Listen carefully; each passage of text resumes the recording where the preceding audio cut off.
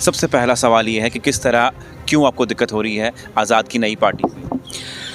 आज़ाद की नई पार्टी से नहीं दिक्कत है, आज़ाद की नई सोच से दिक्कत है। गुलाम नबी आज़ाद साहब अपनी सीट भी नहीं जीत पाएंगे, नहीं जीत पाएंगे। लिख कर लीजिए, इलेक्शन जीते वो, कब इलेक्शन जीते वो बताइए जरा। चीज़ों के ऊपर रिसर्च करिए, जम्मू कश्मीर को सच बोलिए। अगर आपके जरिए से भी जम्मू कश्मीर की आवाम तक सच नहीं पहुंचेगा तो कभी सच नहीं पहुंचेगा। 370 पे तकरीर करके 370 की तकरीर को जम्मू कश्मीर में बेच के आप वोट लेना चाहते हो, लेकिन 370 पे अगर आप तब बात कर सकते थे, आज क्यों नहीं कर रहे हो?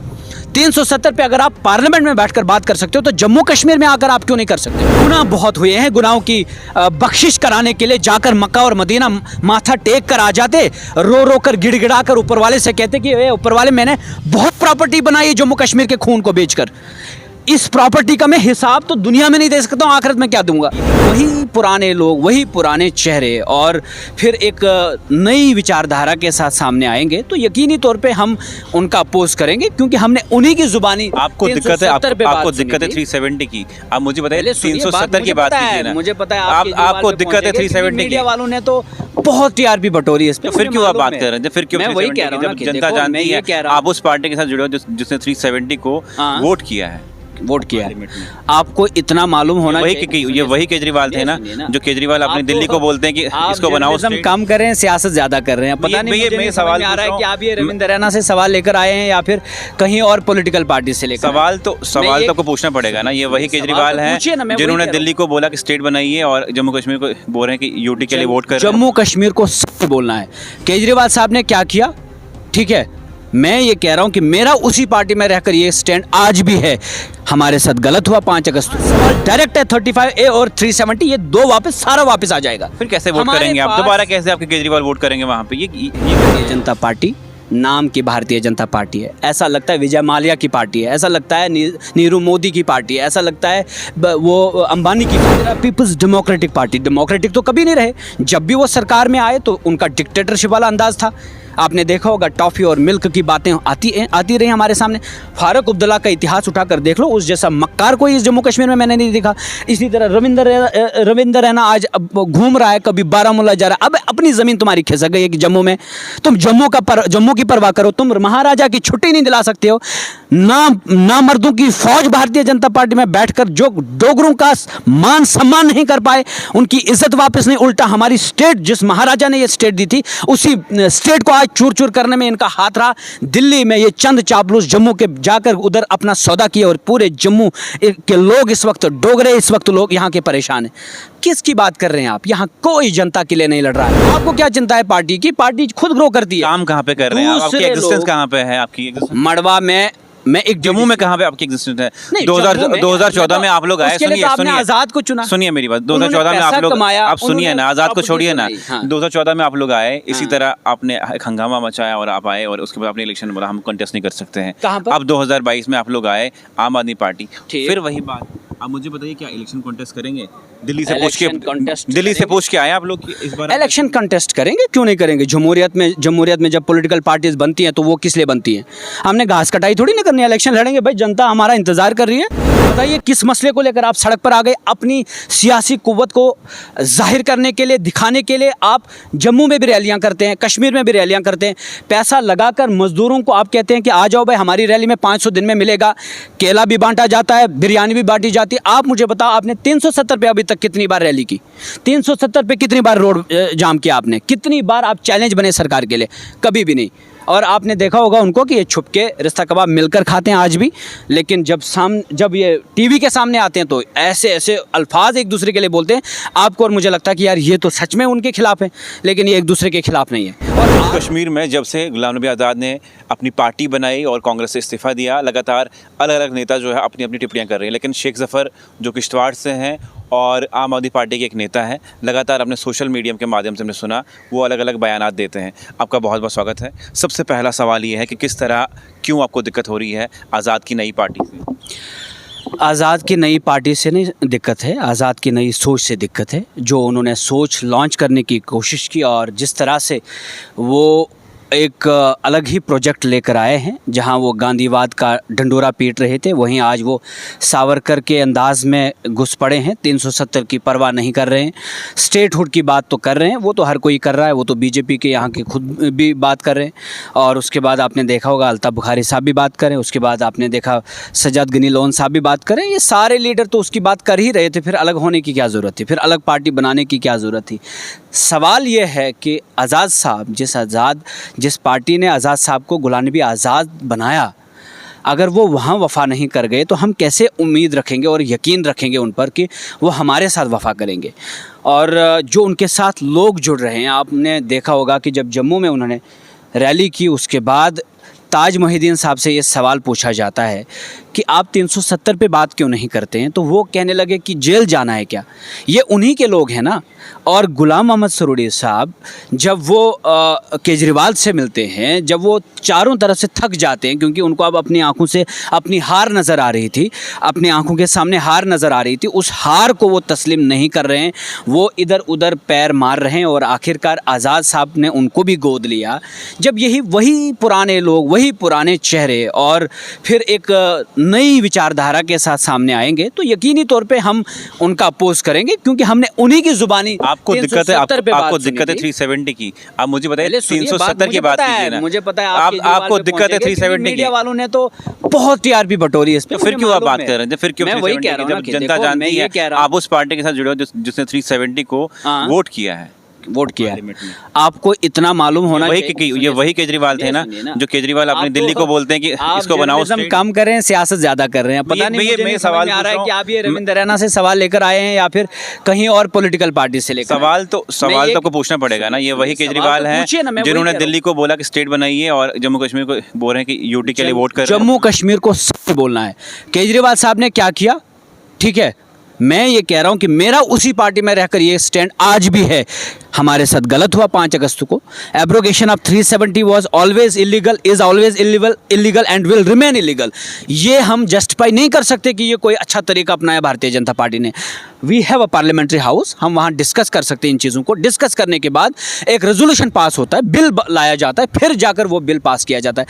वहाँ रेजोल्यूशंस नहीं लाए गए, बिल्कुल एकदम से हमें ये कहा गया कि जम्मू कश्मीर फ़ौज इसलिए भेजी जा रही है क्योंकि कोई बड़ा आतंकी हमला होने जा रहा है। उसके बाद जब पता चलता है हमें कि ये आतंकी हमला था, ये हमला जो हुआ, लेकिन जो गुलाम नबी आज़ाद आए, ये जो जम्मू कश्मीर पे उस दिन हमला हुआ 5 अगस्त को, क्या वही आतंकी हमला था?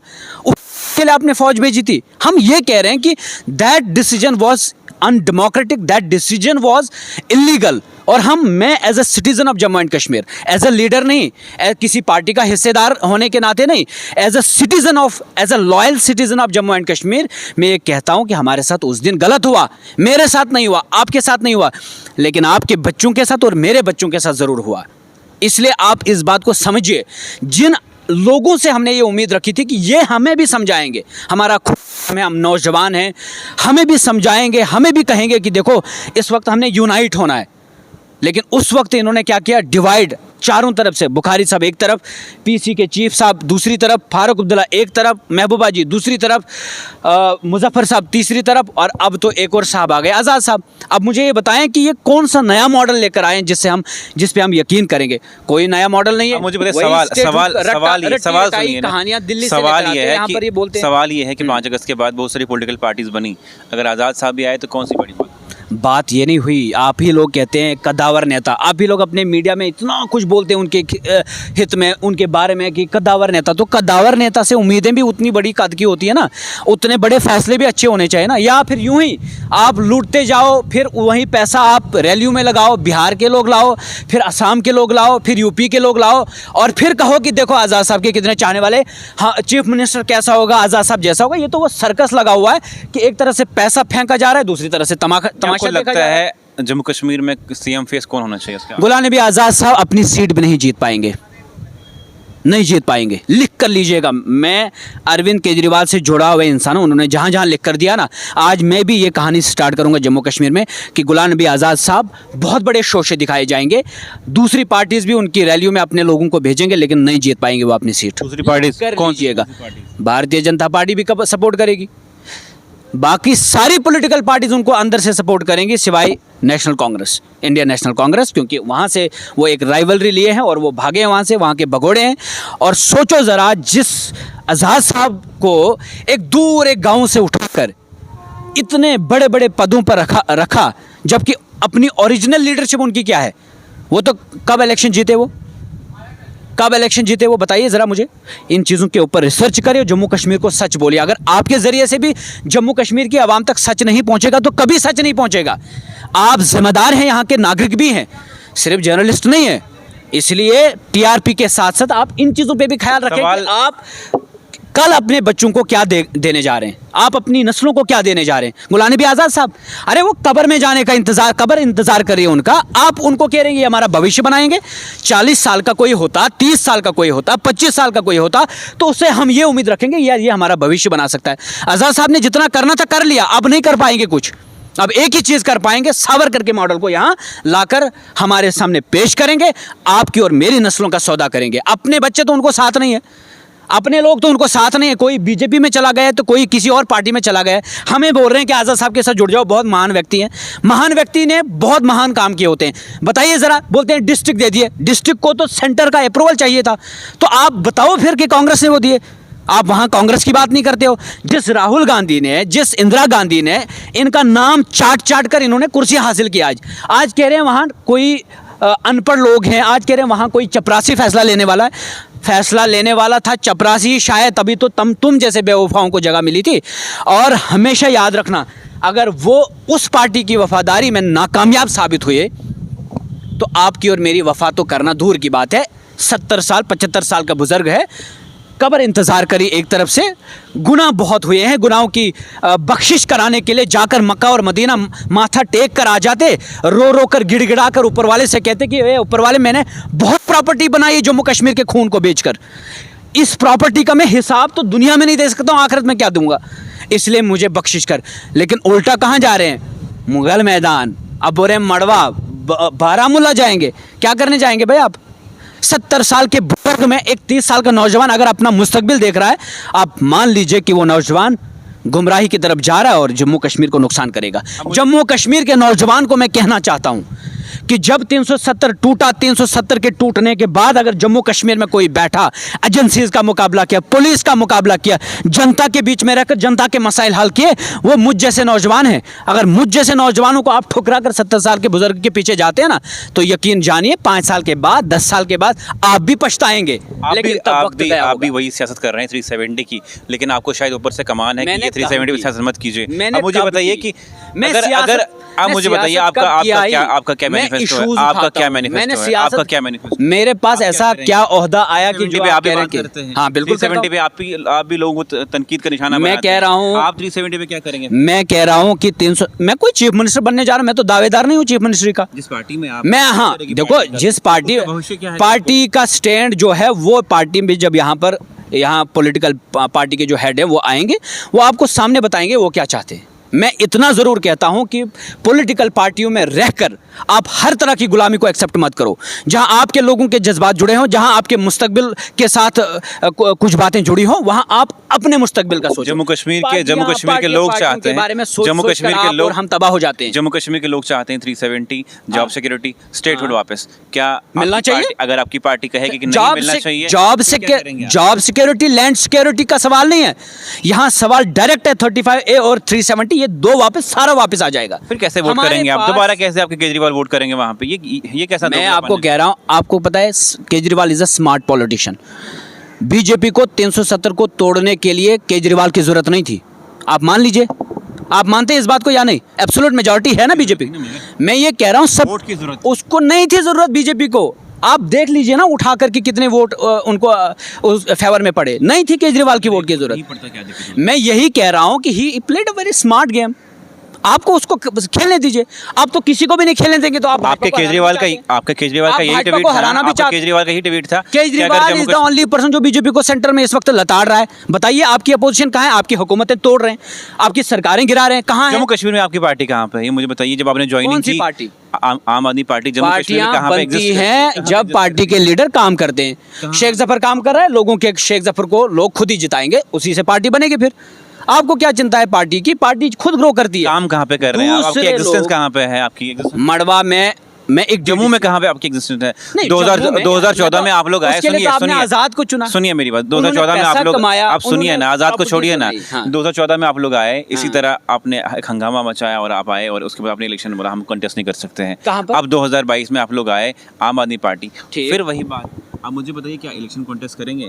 दिल्ली से पूछ Election contest के दिल्ली से करेंगे। पूछ के आए आप लोग कि इस बार इलेक्शन कंटेस्ट करेंगे, क्यों नहीं करेंगे? जमहूरियत में जब पॉलिटिकल पार्टीज बनती हैं तो वो किस लिए बनती हैं? हमने घास कटाई थोड़ी ना करनी है, इलेक्शन लड़ेंगे भाई, जनता हमारा इंतजार कर रही है। आप भी हमारा साथ दें, हम बहुत सच्ची आवाज़ हैं जो हर जनता की हित की बातें कर रहे हैं। भारतीय जनता पार्टी नाम की भारतीय जनता पार्टी है। ऐसा लगता है विजय माल्या की पार्टी है, ऐसा लगता है नीरू मोदी की पार्टी है, ऐसा लगता है वो अंबानी की पार्टी है। भारतीय जनता की पार्टी, भारतीय जनता जो है उसकी पार्टी नहीं लगती है वो। इसी तरह पीपल्स डेमोक्रेटिक पार्टी, डेमोक्रेटिक तो कभी नहीं रहे। जब भी वो सरकार में आए तो उनका डिक्टेटरशिप वाला अंदाज था। आपने देखा होगा टॉफ़ी और मिल्क की बातें आती रही हमारे सामने। फारूक अब्दुल्ला का इतिहास उठाकर देख लो, उस जैसा मक्कार कोई इस जम्मू कश्मीर में मैंने नहीं देखा। इसी तरह रविंदर रैना आज अब घूम रहा है, कभी बारामूला जा रहा है। अब अपनी ज़मीन तुम्हारी खिसक गई है कि जम्मू में, तुम जम्मू की परवाह करो, तुम महाराजा की छुट्टी नहीं दिला सकते हो। ना मर्दों की फौज भारतीय जनता पार्टी में बैठकर जो डोगरों का मान सम्मान नहीं कर पाए, उनकी इज्जत वापस नहीं, उल्टा हमारी स्टेट, जिस महाराजा ने ये स्टेट दी थी, उसी स्टेट को आज चूर चूर करने में इनका हाथ रहा। दिल्ली में ये चंद चापलूस जम्मू के जाकर उधर अपना सौदा किए और पूरे जम्मू के लोग इस वक्त डोगरे, इस वक्त लोग यहाँ के परेशान हैं। किसकी बात कर रहे हैं आप? यहाँ कोई जनता के लिए नहीं लड़ रहा है। आप जाकर देख लीजिए दिल्ली के हालात बदल गए या नहीं बदल गए, पंजाब के हालात बदल रहे हैं नहीं बदल रहे। जम्मू में क्या है, इस गली में जाओ तो एनआरएचएम वाले, उस गली में जाओ तो डेली वेजर्स, इस गली में जाओ तो वकील, उस गली में जाओ तो पुलिस वाले भी प्रोटेस्ट कर रहे हैं। हर जगह जहाँ जाओ सिर्फ प्रोटेस्ट हो रहे हैं, सिर्फ प्रोटेस्ट हो रहे हैं। हमें ये दे दो, हमें वो दे दो, मिल किसी को नहीं रहा है। और शुक्र है कि अंबेडकर जी ने ये कॉन्स्टिट्यूशन अपने हिसाब से बनाया था जनता के लिए और जनता के हित के लिए बनाया था। अगर भारतीय जनता पार्टी के दौर में ये बना होता ना तो आपके लिए हवा पे भी टैक्स लगा होता, दूध, दही, हाँ, मक्खन, हर चीज़ पे टैक्स लगा। आप टैक्स देकर वो अपने अपने बड़े बड़े मित्रों की जो कर्ज हैं वो ख़त्म कर रहे हैं और उनको कह रहे हैं कि चलो यार ये माफ़ कर दिया हमने तुम्हें, हमें क्या मिल रहा है? सवाल ये है कि कल ऑल पार्टी मीट हुई यहाँ पे और 25 लाख वोटर्स को लेके, और ऑल पार्टी मीट में तमाम नेता दिखे, आम आदमी पार्टी के लोग नहीं दिखे वहाँ पे। ऑल पार्टी मीटिंग नहीं, ये मुझे नहीं लगता कि ऑल पार्टी मीटिंग थी। आपने देखा होगा कि किस तरह से लाल सिंह साहब भी उस पार्टी में शामिल थे, उस मीटिंग में शामिल थे। ये वही है जो सेपरेट जम्मू की बात करते। जब आप पहले ही जम्मू कश्मीर को डिवाइड करने की बात करें तो ऑल पार्टी मीटिंग कहाँ से हो गई? ये तो आप सीधा मीट कर रहे हैं हमें बेवकूफ़ बनाने के लिए। आपने जितनी भी मीटिंग्स की हैं, इवन कि गुपकार ने भी जितनी मीटिंग्स की, आउटपुट दिखाइए, बताइए किस मसले को लेकर आप सड़क पर आ गए? अपनी सियासी कुव्वत को जाहिर करने के लिए, दिखाने के लिए आप जम्मू में भी रैलियां करते हैं, कश्मीर में भी रैलियां करते हैं। पैसा लगाकर मज़दूरों को आप कहते हैं कि आ जाओ भाई हमारी रैली में 500 दिन में मिलेगा, केला भी बांटा जाता है, बिरयानी भी बांटी जाती है। आप मुझे बताओ आपने 370 पे अभी तक कितनी बार रैली की? 370 पे कितनी बार रोड जाम किया आपने? कितनी बार आप चैलेंज बने सरकार के लिए? कभी भी नहीं। और आपने देखा होगा उनको कि ये छुप के रिश्ता कबाब मिलकर खाते हैं आज भी, लेकिन जब ये टीवी के सामने आते हैं तो ऐसे ऐसे अल्फाज एक दूसरे के लिए बोलते हैं आपको, और मुझे लगता है कि यार ये तो सच में उनके खिलाफ है, लेकिन ये एक दूसरे के खिलाफ नहीं है। और ऑल पार्टी मीटिंग में आप मुझे बताओ, चुनाव रीजन से तो कोई भी नहीं था उधर। नेशनल कॉन्फ्रेंस खालिद कौन था? मजीद। बस यही पुराने वही चेहरे बेचारे, बच्चे खुचे। मैं तो चुनाव वैली का हूँ नहीं, ठीक है ना, क्योंकि मैं आम आदमी पार्टी से हूँ और आम आदमी पार्टी उनके साथ इल्हाक नहीं करना चाहती है। ये सियासी इल्हाक के लिए लड़ रहे हैं एक दूसरे के साथ, और ये सियासी बेनिफिट्स के लिए एक दूसरे के लिए लड़ा। अगर जनता के लिए लड़ रहे होते ना, फारूक अब्दुल्ला साहब 370 पे बैठ जाए यहाँ पर जम्मू डोगरा चौक में, मैं उसके साथ बैठूंगा। महबूबा जी यहाँ पर आकर लड़े, मैं उसके साथ बैठूंगा। जंतर मंतर पे चले, मैं उसके साथ बैठूंगा। 370 की लड़ाई सड़क पर लड़नी है और सुप्रीम कोर्ट में लड़नी है। लेकिन सुप्रीम कोर्ट में यहाँ पर किसान आंदोलन जब चला, वो भी सुप्रीम कोर्ट में पहुंचे, वो भी हर जगह पहुंचे, लेकिन दूसरी जानिब से उन्होंने अपना जो प्रोटेस्ट है वो जारी रखा। सुप्रीम कोर्ट के ऊपर दबाव बना। सुप्रीम कोर्ट ने कई बार सरकार को डायरेक्शंस दी, इनकी बात सुनो, और लास्ट पे मोदी जी आकर माफ करते हैं वो इसलिए मांगते हैं क्योंकि उन्होंने कुर्बानियाँ दी वहाँ पर, उन्होंने खून दिया वहाँ पर, उन्होंने वो भूखे और प्यासे भी वहाँ पर रहे, गर्मी और सर्दी में वहाँ पर रहे, फिर जाकर उनको लास्ट पे इंसाफ मिलता है। हमारे लोग क्या कहते हैं, हमें वोट दे दो, कुर्सी दे दो, फिर क्या करेंगे हम? वोट लेकर क्या वो सुप्रीम कोर्ट में हमारे केस की सुनवाई कर सकते हैं? नहीं कर सकते। वोट लेकर कोई भी कुर्सी हासिल करने के बाद हमें कोई इंसाफ नहीं दे सकता है। अगर आप इंसाफ दिलाना चाहते हो, जनता को सड़क पर लाओ, जो आपके हामी हैं, जो आपके चाहने वाले हैं, जिनको 70 साल से आपने कश्मीर और जम्मू के रीजन में पाला है, ले आइए उनको। आज जिनको 70 साल से पाला था, आज उनका एक आभारी उधर प्रभारी बना है हिमाचल में, देवेंद्र सिंह राणा हैं, हिना भट्ट किसकी प्रोडक्ट है? नेशनल कॉन्फ्रेंस की। देख रहे हैं ना आप, ये सारे लोग। मुझे तो दुख होता है कि मैं कभी कभार सोच के पागल हो जाता हूँ कि हमारे जम्मू कश्मीर का मुस्तकबिल है क्या आखिर। अब एक उम्मीद थी, मैं सच कहूँ आपसे, गुलाम नबी आज़ाद साहब एक वाकई में एक कद्दावर लीडर थे, लेकिन जो आज वो हरकतें कर रहे हैं, कल उनसे एक जर्नलिस्ट पूछता है कि आप 370 पे बात क्यों नहीं कर रहे? डाइल्यूट करते हैं उस बात को, घुमा फिरा कर इधर उधर जवाब देते हैं, डायरेक्ट 370 पे बात नहीं करते। दैट मीन्स, और 370 पे तकरीर करके 370 की तकरीर को जम्मू कश्मीर में बेच के आप वोट लेना चाहते हो, लेकिन 370 पे अगर आप तब बात कर सकते थे, आज क्यों नहीं कर रहे हो? 370 पे अगर आप पार्लियामेंट में बैठकर बात कर सकते हो, तो जम्मू कश्मीर में आकर आप क्यों नहीं कर सकते हो? अपने मैनिफेस्टो में क्यों नहीं रख सकते हो? अपनी जनता को, जिसको आप यहाँ अपनी ताकत दिखाने के लिए, सियासी कुव्वत जाहिर करने के लिए जम्मू में जलसा करते हो आप, और कहाँ कहाँ से आप गाड़ियों में लोग लेकर आते हो, उनको गाड़ियाँ मुहैया करते हो, उनको पैसा देकर यहाँ लेकर आते हो, उनको बिरयानी खिलाकर यहाँ लाते हो, तो क्या आप 370 पे यहाँ पर एक प्रोटेस्ट नहीं कर सकते थे? लेकिन वो नहीं करेंगे। क्यों? क्योंकि सावरकर के गुलाम हो चुके हैं ये लोग। यही तनकीद मेरी, यही क्रिटिसिज्म मेरा इनको बुरा लगता है।